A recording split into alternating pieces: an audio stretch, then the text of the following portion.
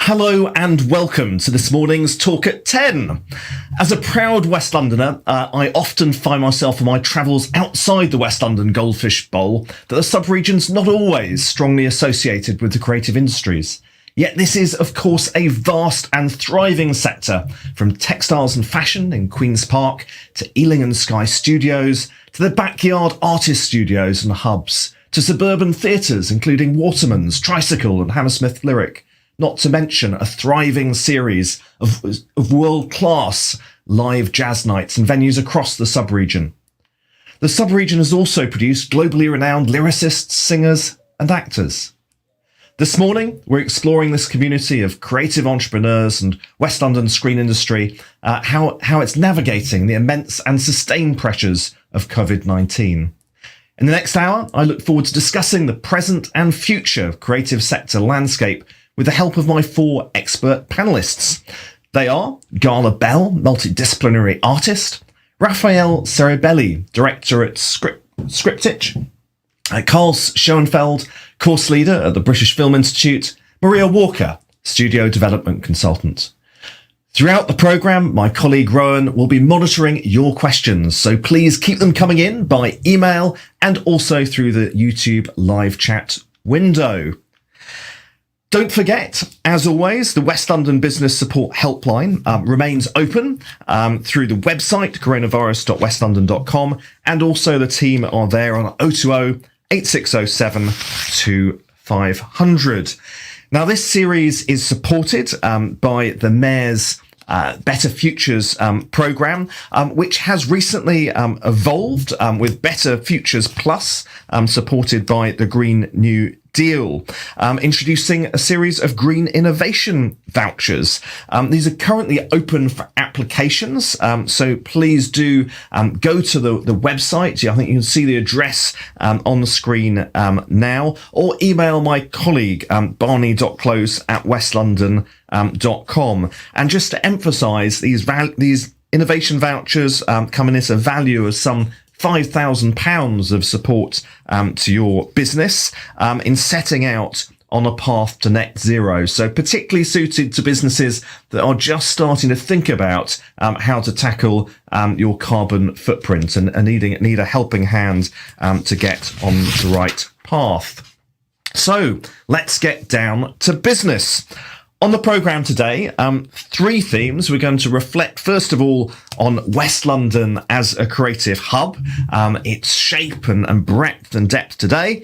Then we're going to move on to exploring what the pandemic has inspired within our creative community. And finally, some tips from the panel on how to stay creative during lockdown. We'll be hearing sort of their experience and insights. But as always, before we dive into today's theme, I'd like to put a question I ask most of my panels to colleagues, and that is what it feels like out there on the ground at the moment. How are you experiencing it in your working life or indeed family life? And I think I'm going to turn first of all to Gala for your reflections on that question. What's it feeling like this latest lockdown? I'd always describe the current condition as kind of free fall. It feels like there's a real sense of groundlessness, particularly for me in my field, where because I'm an artist and I work very physically, a lot of things are happening much more digitally and on the screen now. So I feel like I'm really in this limbo between wanting to really hide from the outside world, but then I'm also feeling like there's all this pressure to perform and perform to the outside world. So it's really created this kind of confusion. And I feel like my traditional sense of orientation is somewhat skewed within all of this because I've been spending so much time on the screen, and that need for communication is really missing for me. And I've found myself just making friends with, all sorts of neighbors in the area, like these Lebanese chefs that are right next door to me. I'm going to see them every day just so that I can feel like I have this kind of extended family, because the communication is really what's missing for me, I think. Yeah, that's fascinating. It's certainly something my family's experienced, is that we now know our neighbours far better than we did 12 months ago, which is maybe a silver lining in this crisis. If I can bring Carl in, what's it feeling like where you're sat, Carl? I'll put it that way. I used to drive a lot, because I'm a little bit outside London, and quite often sort of stuck in traffic jams. I don't miss those. But I do, of course, miss, like Gala said, that, the working with others, meeting in a room, slapping each other on the shoulder, and all those kind of things that, let's say, a human connection that I think it's possible via Zoom and other platforms, but it's much reduced. It's minimized, and only certain signals come through. So I'm, like everybody here, I'm sure I'm looking forward for that easing and becoming possible again. And I think it was a very perceptive of Gala talking about a sense of orientation, because we feel, even though there's quite a lot of talk about this plan to ease and what happens in June and so on, if I find myself, if I'm attaching to those too much, I just create additional stress for myself. Whereas if I'm just trying to listen to see what happens, and also don't put myself under pressure to have any big plans about opening up and restarting business and so on, or starting business in a different way, I feel a lot better. So I suppose that can maybe, like Gala was talking about, listening to your neighbors. Also, let's say, listen to your sector and listen to your project, how they might unfold under these emerging and completely uncertain conditions. Yeah, no. I think wise words there, and clearly an emphasis, given all the uncertainty, on living life day by day. I've possibly shared on this programme before that one of my surprises recently, when I met for the first time one of our interns at West London Business, was how tall he was. And of course, you just get no sense, do we, on screen as to people's physical presence, as it's always just the top, typically the top half of everyone that we see in this online world. Maria, if I can turn to you, what's this latest phase of lockdown feeling like where you're sat? Well, it's been a very strange 12 months for me. I'm a social creature. I'm used to being up in town and Soho 2-3 times a week. And I haven't been in central London for a year. When the pandemic started, we thought, like most people, it's going to last sort of maybe a couple of months. We decided to take on the care of my father-in-law, who's 87 with dementia and lives around the corner from us. So because we didn't like the idea of people coming in and out of his flat. And 12 months later, we're still doing that. So we've had to change our priorities, our life, to work around him. And obviously, because he's old, until he has his second vaccine today, which is great. But we've had to shield him, which means we haven't been able to see anyone, including my kids are in their 20s. We haven't seen them before Christmas. They couldn't join us for Christmas. But so I'm juggling that, and I'm still working. So my schedule, I'm sort of two people at the moment. I never saw myself as a carer, but that's what I've become. But it's been a good challenge as well, because you learn more about yourself. And I'm in the film and television industry, which can be a little bit selfish, possibly. So you just learn to look at things from different perspectives and realize how hard it is to be a carer. what people have to put up with. So yeah, I think you have to, as I say, as Carl said, you sort of, I think it was Carl said about taking things one day at a time and just trying to keep things in perspective. But I've managed to keep working. I'm here now. I just have to schedule my day very carefully. Fascinating, and yes, I mean, goodness, the many new challenges we've all had to take on have certainly given us a new window on the world. That's for sure. Rafael, what's it feeling like for you? Yeah, I totally agree with everyone else. Actually, like, you have just to keep on keeping on. You know, like you need to keep the positive mindset. I think us as creators, we need to kind of try not to be overwhelmed by the world in a sense, because like it's and right now actually, like, we have kind of a light in the end of the tunnel, in a sense that I can feel their optimism out there, and people are starting making plans, and you know, like, we have been in this kind of year, like, feels like ages, and I think we have to be positive about, like, when it comes back to the normal life, we are going to be more grateful for it. You know, like, we're not taking things for granted anymore when we are, like, reuniting with family and friends, and because we just lost that for a whole year, and now we are kind of realizing how important that is. Yeah, sort of brings into focus how precious contact with family and friends actually is. I'm going to move us on to our first theme of the morning, and that's really kind of reflecting on West London as a place. As I said in my sort of opening remarks, I'm often struck when I leave West London how much work we've still got to do in establishing West London's brand in the mindset of others, and putting on your professional hats. I'd be interested in your reflections on what West London means to you. What are the facilities that you've been able to leverage in West London over the years, and also what's your take on our creative sector networks? You know, what needs to be done to kind of keep them going, or indeed to strengthen them moving forward?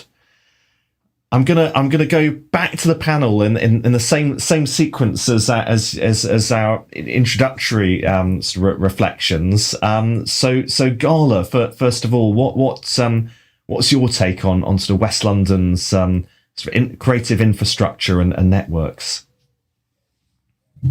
So I moved to West London in the last 2 years from Silvertown. I spent a long time working in East London because there were a lot of art studios, lots of creative hubs.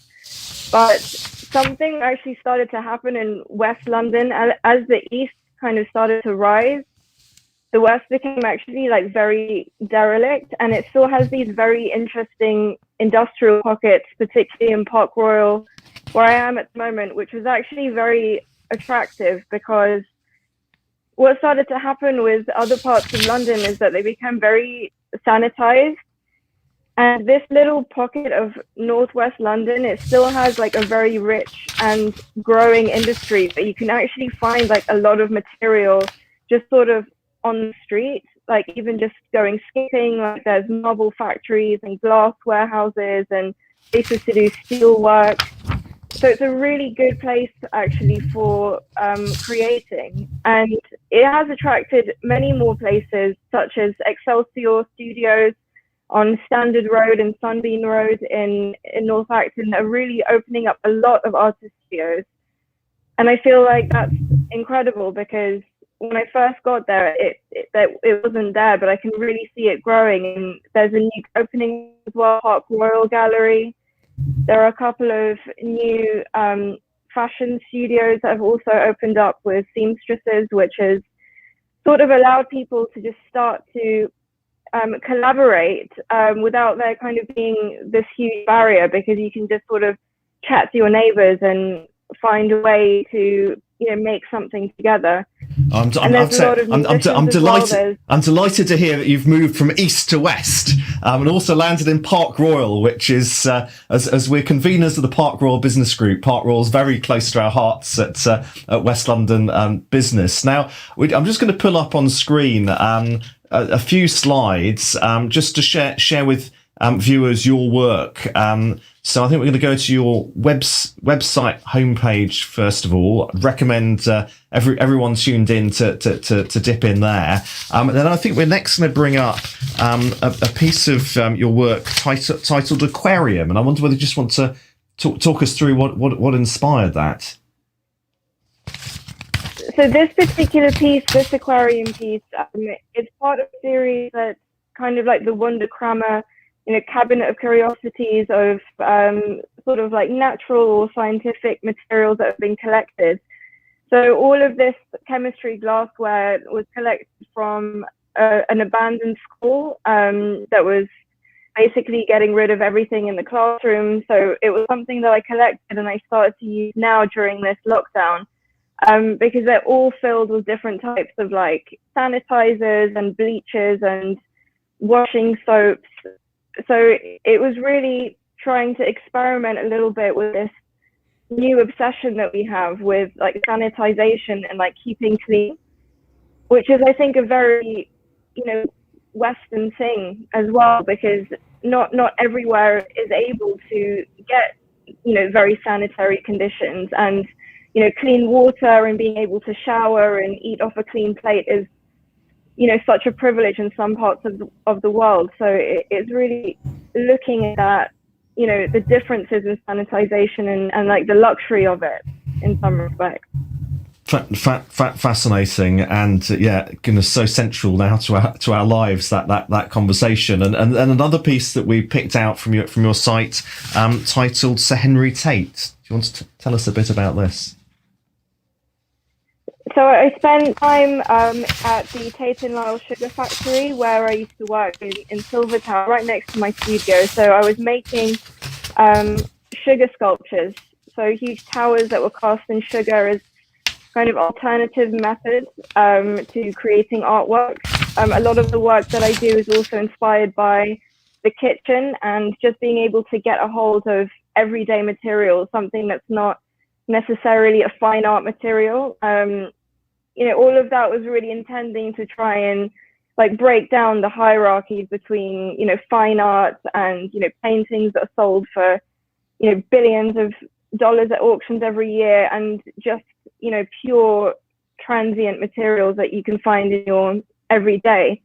So they invited me, Tate & Lyle invited me to do a bust of Sir Henry Tate for his anniversary. And I was really pleased to be a part of that, because, you know, he did a lot of things to actually improve the working conditions of workers, which is something that the factory is still holding on to today. And they have a really extensive archive of everything that they've collected. And is really trying to promote some of, you know, the good work that he had done in order to improve the lives of workers and to try and start a new era of, you know, openness, I think. Yeah, no, we sometimes think the corporate responsibility debate is a sort of modern phenomenon, but actually it does, as Tate & Lyle highlight, stretch back centuries, and there's I think a lot still to learn from those corporate responsibility pioneers. I'm going to bring Carl back in for your take on what stands out in your mind when you think West London and the infrastructure and networks that we've got to offer. Carl. I think there's some of the blessings of West London are also a curse. Just the obvious is it's situated between Soho, which is of course the big production hub, as well as a lot of networking spaces, and Pinewood on the other end. So which means that I believe there's still quite a lot of creatives living in West London, but quite a few of them doing most of their professional activities outside that. So we don't really have a hub in West London around which people, if they just want to go out for a short while, or if they need a co-working space, there are some places, but they're not well exposed and well known. Certainly not anything like what we're talking about earlier, the infrastructure that's been built up in East London and the buzz around that infrastructure. So that's why I think we will need a sort of watering hole in West London in order to improve the synergies and collaboration opportunities. And I think that's definitely possible because there's so many ex-BBC people. There's a lot around Sky where, well, I'm hope that their new innovation hub will reach out to the community and create opportunities for the creative business communities around them. But that's what where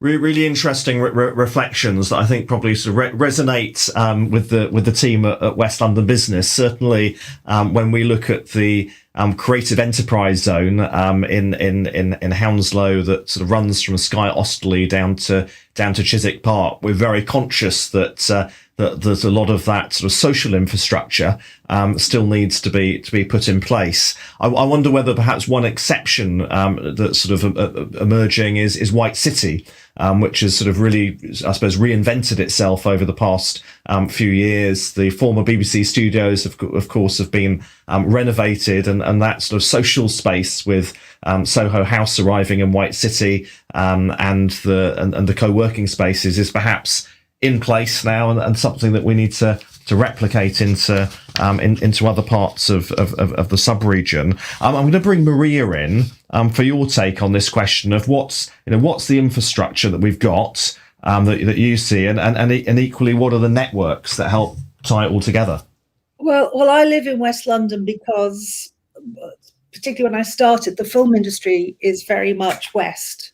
All the studios are sort of in that area, and then, or if you're working into London, you're heading up to Soho, and it is fragmented because, I mean, if you work in post-production, which is very Soho based, then there are places and networks to go to, but all those studios are very much standalone, and you encounter people if you happen to be working in the same studio. You don't see them. There isn't, and I suppose by default, places like Soho House become or be them very elitist, but they become sort of create centres where people congregate. Interesting.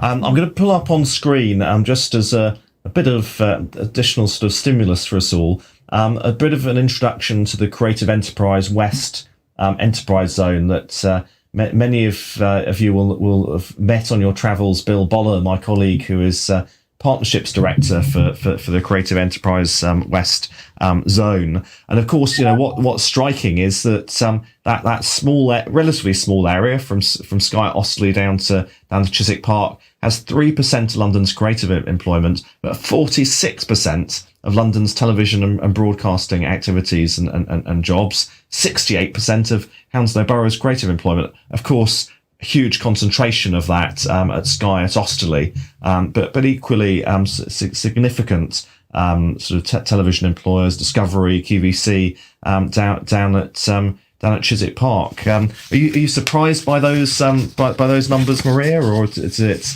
no? I mean, what you expected? Even sort of within my street, there are various people, and there's quite a percentage of people just within one road who work in those particular places. You sort of gravitate towards those areas and things, and I'm very keen to increase those numbers. And I think one of the things I'm currently trying to do is to identify a site to build a new studio, and I'm trying, and the message is that we want to keep, productions, especially in the States, want to keep them west, but we are up against distribution centers and data centers to find that kind of space, and a film studio is not a small footprint. One single stage is going to be 10-20,000 square feet, so finding space, and very much looked around the Park Royal area, but that's just been ironically priced out the market. Can't get in there. Indeed, I think we have a rare exception with Garden Studios opening there, but this sort of this search for land to support the sector is I think occupying a lot of minds at the moment, and presumably that attractiveness of the west of the capital as location tied into Heathrow as a global gateway for talent. Would you say? Yeah. It's when you're you've already got an existing body of people who work in the industry who live west because the existing studios are west. You have certain contractual obligations with talent, especially if they come in from abroad. They want to, if the production starts shooting about 8 o'clock in the morning, that means people are on set 6-7 o'clock. It's an early start. You don't want to have to drive an hour and a half, 2 hours. So you need to be in places where there's the infrastructure of hotels. Talent want to be in the West End or Knightsbridge, Notting Hill areas. You've got the airport, so that this is the area where people want to be. This is my holy grail at the moment. This is what I spend most of my waking hours trying to find a space that we can build a studio. Indeed, and the demand is so strong, and we really do need to capture that demand and opportunity. We need to find the place. I mean, the investment is there, and we are desperate to find talent, because there is a shortage of talent, so there are opportunities for people. And I'm going to bring in a bit more data.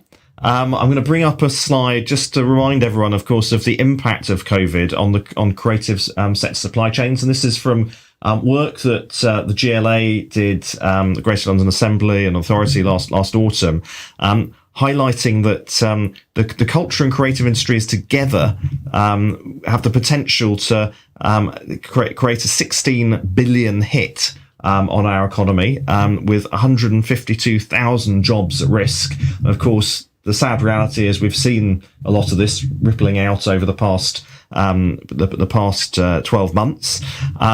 There could be a loss of 83,000 jobs ultimately, and 3 billion off the value of London's economy without adequate government support. And certainly what gets fed back to me by professionals in the sector is seems to be a sense that the government support's been pretty patchy, particularly when we consider the number of freelancers in this sector, and of course it's having a long-term impact on many venues, museums, galleries, performance spaces that just haven't been able to open and have had the continued cost stock very often of business rates and rent without revenue alongside. So I'm going to take us on to our second theme of the morning, and that is looking forward and trying to find an optimistic silver lining in all of this.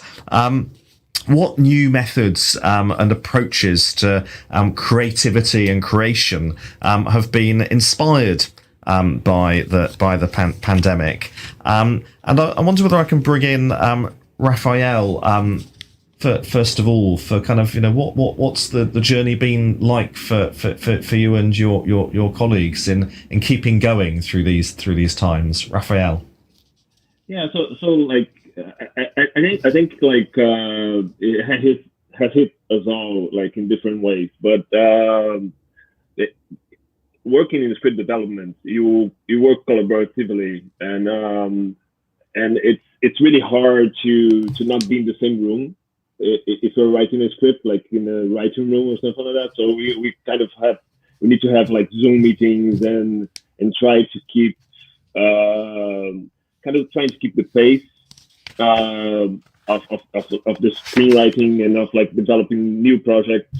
And it's hard. It's hard to do that without meeting people, without like being like,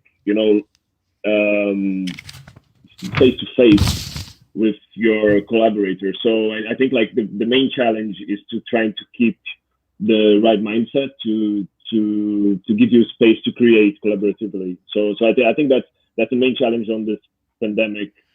And have you been able to reach out and kind of network and find new people to work with through this period? Yeah, for sure. Like I have people that I work with that I don't even met.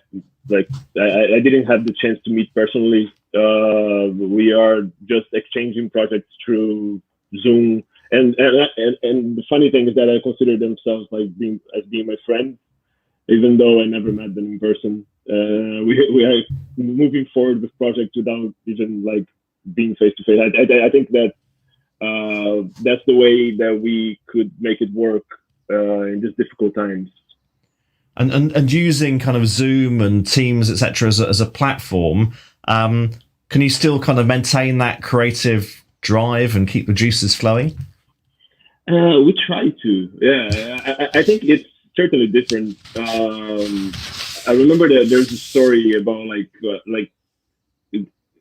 for instance, like in the Italian cinema in the 50s, when the screenwriter was stuck in a plot line or in a storyline trying to develop something, he usually brought in guests to his house and cooked pasta and talked about the script the whole night. So these kind of things, like we kind of lost something in there in the process, but I think I think that we have to keep going and just hoping to be able to eat pasta and be in the pubs again, and because that's where like the creation happens, right? Like when you are talking and drinking and kind of like imagining a new story or a new project. So I think that's the perfect ground for creation. Yeah, no, my team at West London Business have had to try and recreate some of that magic. So we have a team social every 2 weeks where we can bring a pint of beer to the keyboard and keep those juices flowing. Carl, if I can bring you back in, I'd be interested, with your sort of work at the BFI, in what your sense is of how you've adapted, what the future holds. What are some of your students and learners making of it all? Well, first of all, with the people I work with in these screenwriting courses with the BFI and in Oxford, the first thing we're trying to do is increase our awareness, become more aware of the opportunities that we get with the way the world is changing around us. I think there are fantastic case studies out there. I mean, I think about Staged, for example, which was produced by a mate of mine with whom I founded the Screen Talk Oxfordshire. This is sort of networking hub in Oxford. Victor Glenn, who just brought some actors together who at the beginning of lockdown couldn't do anything that they had planned to do, and that then became a BBC comedy hit series, and that's now being remade in the US and book deals and so on. And all they do is what we're doing now. They're just sort of talking to each other on Zoom. So, it's cheap as chips.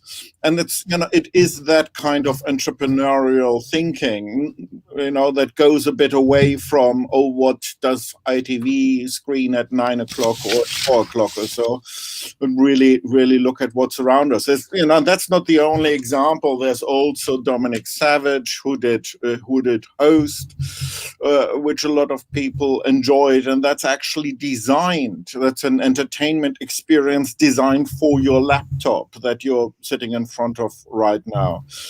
And so we like to explore that. We like also to work with people in other cultures. I mean, one of the things I'm doing with the BFI at the moment is a screenwriting course together with the Saudi Film Council, and work together with other people who we haven't engaged with before. Because at the moment, talking in this way, if I'm talking to somebody in Oxford or in London or in the States and so on, it's all the same. So take advantage of that opportunity and build alliances, that when hopefully we can go out and shoot films again and go to exhibitions and performance spaces, we can draw on all that potential that we've built up during times when we are very restricted.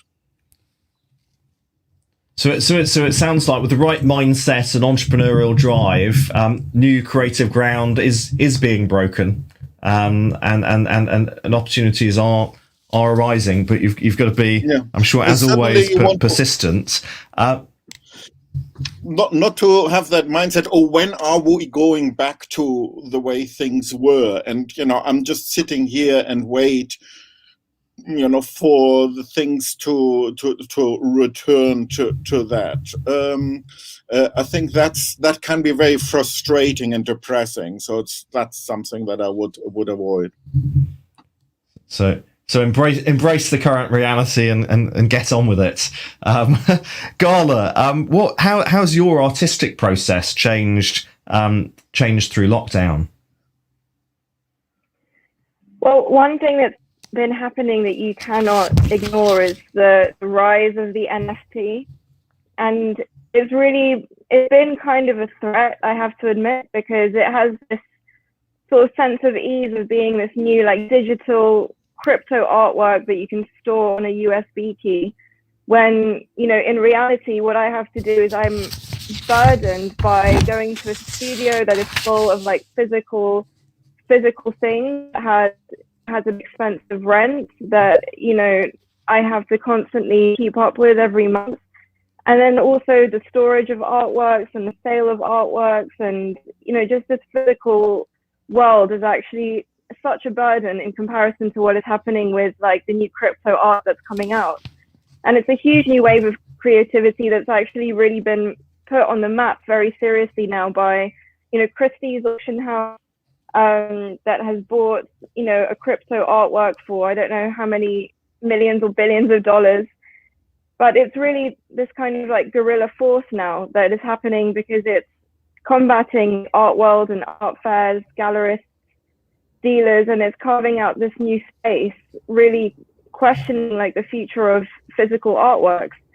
My role as a painter, it's a very traditional age-old model, and crypto and the NFT has really just come as such a huge shock, actually. So it has changed my artwork in a way that I'm spending so much more time getting accustomed to 3D software, using Adobe Suite, and just kind of actually learning from scratch in order to keep up with this new fever. Interesting. At the same time, I'm also sort of conscious that as we haven't been able to travel so much, and we spend so much time in our own homes, we've certainly seen the spend in DIY stores increase. So I wonder whether there are potentially opportunities to encourage folk to invest more in artwork for their homes. Is that a trend that you've seen at all? You're right. Yeah, no, that's completely right, actually. A lot of people, because they're spending so much time at home, they're sort of noticing that, they need these objects around, maybe for comfort or just to, create some kind of beauty in their home. And yeah, you're right. There is definitely a surge in DIY and people just wanting that activity, just physically getting into that kind of flow psychology of being active and doing something creative, even if it's just painting a wall white, to see, progress. Interesting. Now I'm going to bring in my colleague Rowan, who has been busy tracking viewers' questions. What's on the YouTube wires, Rowan?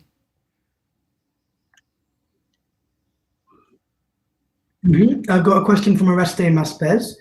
So probably directed at all four of the panelists. Can I ask the view of the panel if they think that the pandemic will have any durable impact on the way that audiences enjoy and value their creative services in the media and in the art world?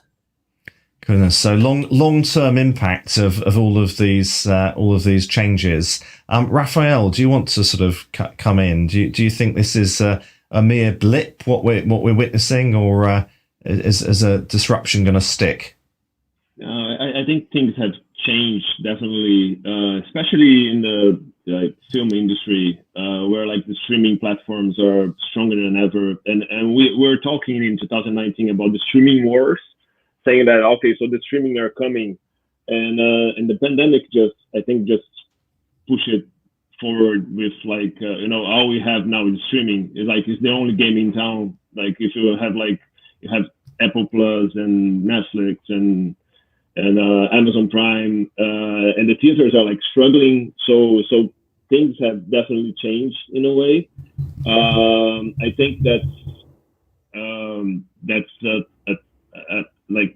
the consumers are I think that's a question that we're still going to have an answer after the pandemic is gone. But I don't know if I think the companies are looking at the box office differently now, and they're kind of focusing more in streaming content and something that people can binge watch or can access from home. And I don't think that's going to be. I don't think that's a fad. I think that's something that is here to stay, and I think the theaters will have to adapt to that new reality. And it is a thing that it is a long time coming, but now it's here. Now I think that's definitely the game that everyone wants to play. Maria, I wonder what your take is. I mean, it sounds like from what you were saying earlier that demand for land and studio space remains strong. So I imagine, Maria, that you're pretty confident as to what the future has got to hold.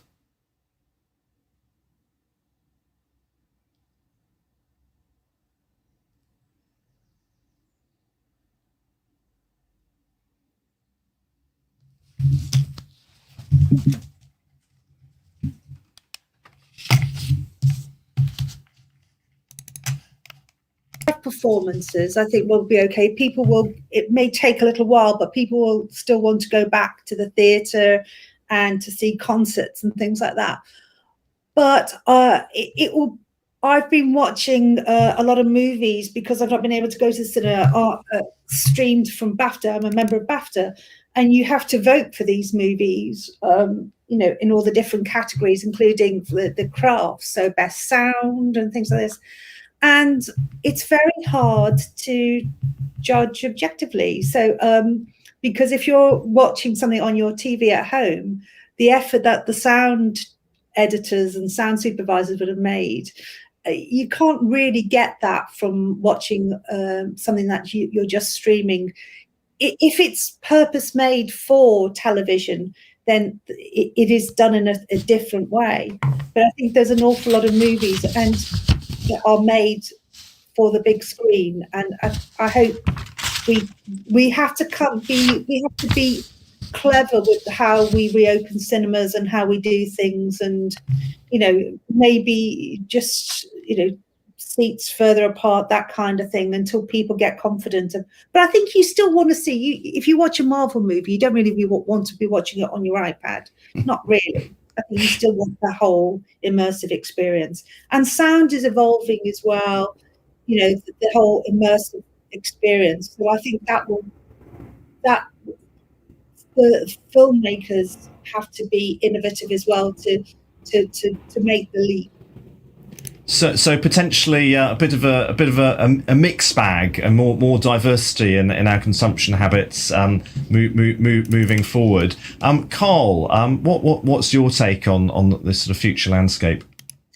Well, I do share with Maria here the perspective of a BAFTA voter, and as such, like Maria, probably I go to various cinemas to particularly look at innovative, groundbreaking work.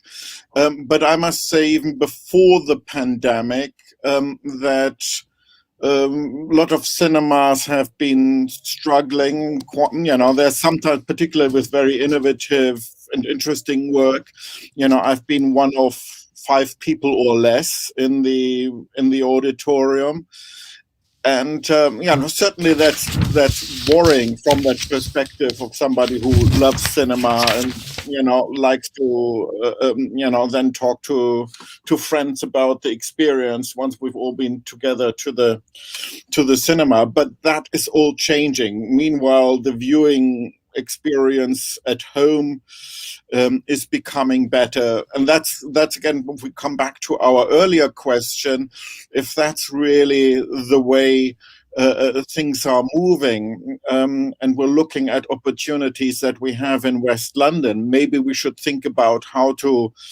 celebrate also that kind of work, because even though maybe we watch a lot of things more at home, and not like in the 50s or so, where the getting out of the house to watch a film was a much broader activity, and do what we all find what we want to do here is come together and talk about these things and experience together, have a television festival that celebrates this new kind of work here in West London, and get really everybody to talk about it and bring the community. You just showed the slide that 50% of people working in broadcasting in London live in and around Hounslow, so they're already in walking distance. So let's make that a place of celebrating this kind of work.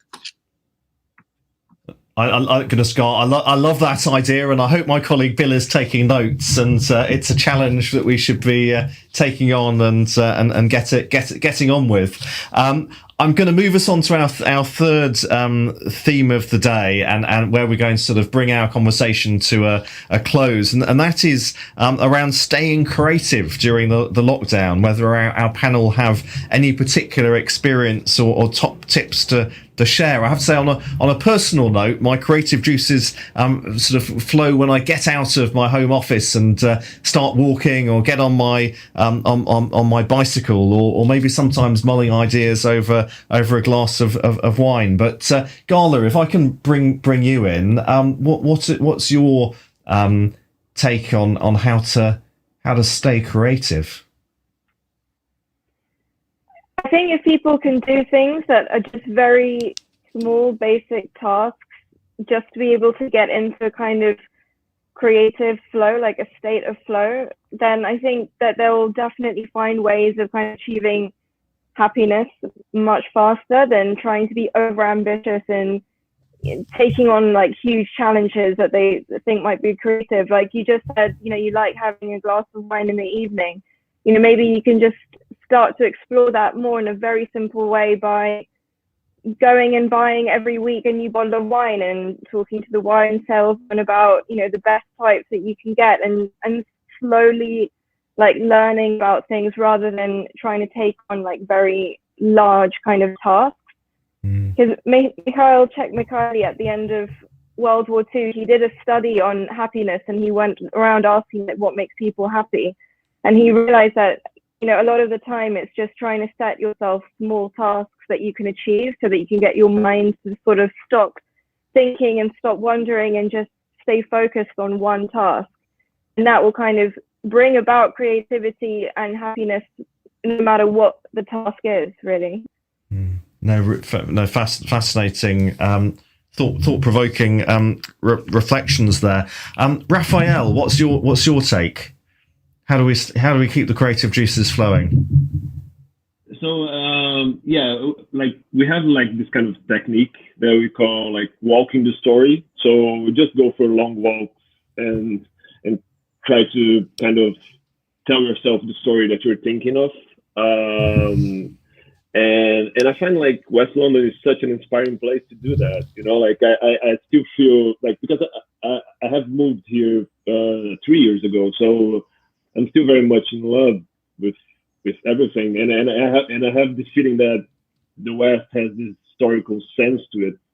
You know, you have like Ealing Studios, you have the, I don't know, Hogarth Halls, you have even like the former Riverside Studios. You know, like places where things happened before, and you can go for long walks and kind of get a feeling of. I think that's the way to go, to kind of to value the simple things. You know, go for a long walk, take a nice cup of coffee, turn off your phone, and then the creative flow will start to flow, I think. Yeah, no, I love that. The number that always sticks in my mind is that I think we have something like 17,500 hectares of green space across northwest London, across our 7 boroughs. And of course, running through that, we have the sort of blue ribbon network of both the River Thames and then the Grand Union Canal, which in fact you can walk all the way along the Grand Union Canal, then the Regent's Canal, bring you out on the east side of the city at Limehouse Basin. So many adventures right there on our doorstep. I'm going to bring Rowan in one more time for another question from our viewers. Rowan.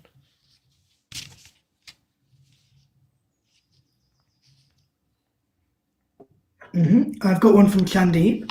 He says, Huckle Tree in White City is a pretty great creative co-working space where I was a member as a web designer and a developer. It would be great to see something similar close to home in Osterley. And then actually this probably is a question to you, Andrew, as well.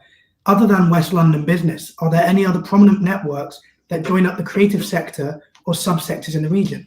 Okay, well, I'm going to put the networks question to Gala, and then I'm going to turn to Maria, who's so busy in the search for land, for thoughts on how we might get some more co-working spaces spreading across the sub-region. But Gala, first of all, what networks have you been tapping into?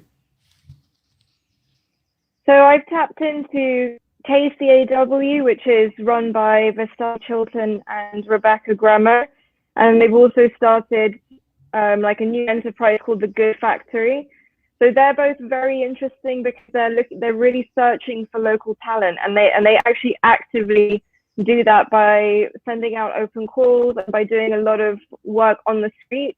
So they will take artists in different mediums. Now they're actually also doing open calls for poets and poetry, and all of the work is displayed on the street across West London. So they do these walking tour maps, which are really good. It's a great way to just get people to see the work without ever having to go step into a gallery or anything. It's just there, in your local. So I think those two are particularly good ones to have a look at. Thank you. Really helpful. And Maria, that question around the co-working spaces, what's your thoughts? What we're trying to create is an environment, a space where people, creative industries can come together to create that hub, so that you have a centre where people can take an office, be it either hot desking or something more permanent, but bring all different aspects of the creative world together. Certainly in film and television and gaming are all now cross-fertilizing, which is good. And that obviously has an effect with graphic artists and things like this. So that's what we want to create, is a community to bring those people together and inspire each other. Yeah, no, we're certainly seeing co-working space open up in all sorts of nooks and crannies. I mean, as a West London business, we operated for many years out of the Workery above Chiswick Library. We've got, I think, UBC at the Mill Building on the Great West Corridor. I think at Twickenham Stadium, there's now some co-working space that's opened up. And London Borough of Hounslow are right on the brink of opening some co-working space right in the heart of Brentford town centre. So it's kind of bubbling away all over the place, and it feels to me like it must be Osterley's turn next. Now, Rowan, do I remember that we've also had a question come in around the theme of diversity in the industry?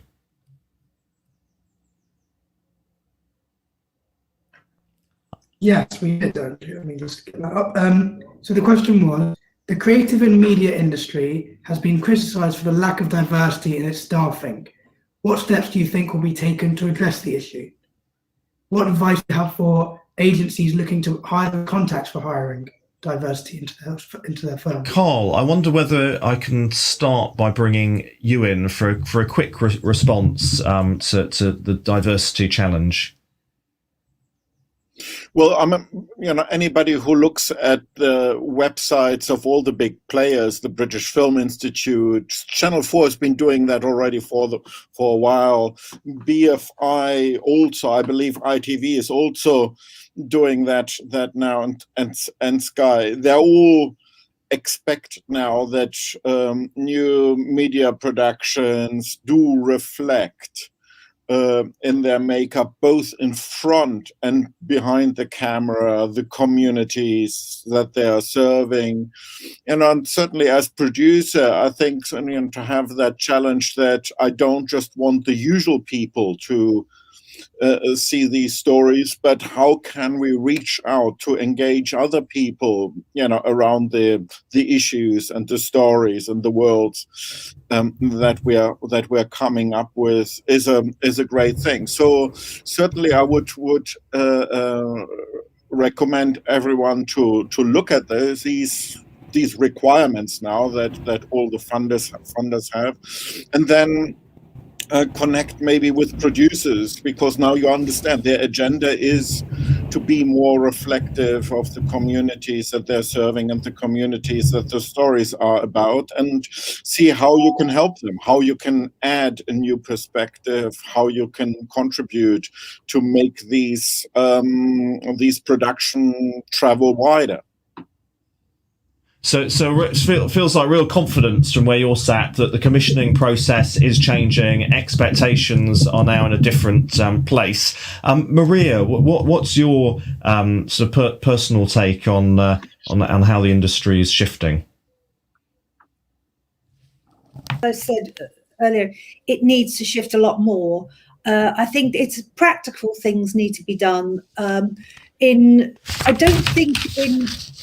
know how they deal with the issue of careers in schools anymore, but I think that the film and television industry needs to be more on the radar.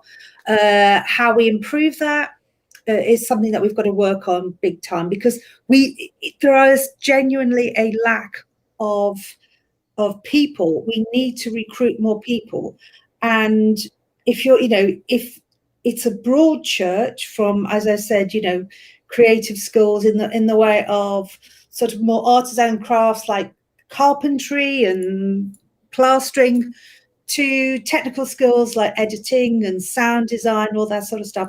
I think it's just about getting into the schools and telling kids these jobs exist, and putting it on their radar. As I say, we need to work together with local education authorities. This is something important, and I don't know how is best to approach it. It's a bit of a chicken and egg situation. Yeah, and I suppose a message that we need to land in schools, that actually the demand is there now, the opportunities are there in the sector. The industry needs you. It really is. The industry needs you. Indeed, and as you say, an extraordinary diversity of jobs to be grabbed hold of. An hour is never enough, but we have now hit the top of the hour. So it falls to me, as always, just to say a huge thank you to my production team, Joel at Revolution Audio and Rowan at West London Business. Thank you so much to my guests. It's been a fascinating conversation this morning. Maria Walker, studio development consultant, Rafael Ceribelli, director at ScriPitch, Gala Bell, multidisciplinary artist, Carl Schoenfeld, course lead at the British Film Institute. As always, continue to share your thoughts with us and visit coronavirus.westlondon.com for the latest information and support, and to speak to a member of the team about any concerns you may have at the moment. Call 020 8607 2500. If you haven't yet subscribed to our YouTube channel, please click on the button below the video stream to stay informed and show your support for our work. Talk at 10 will be back next month, exploring the growing race to net zero carbon emissions in the business community. Until then, as always, we wish you, your friends, family and colleagues good health, and please maintain social distancing wherever possible to stay safe.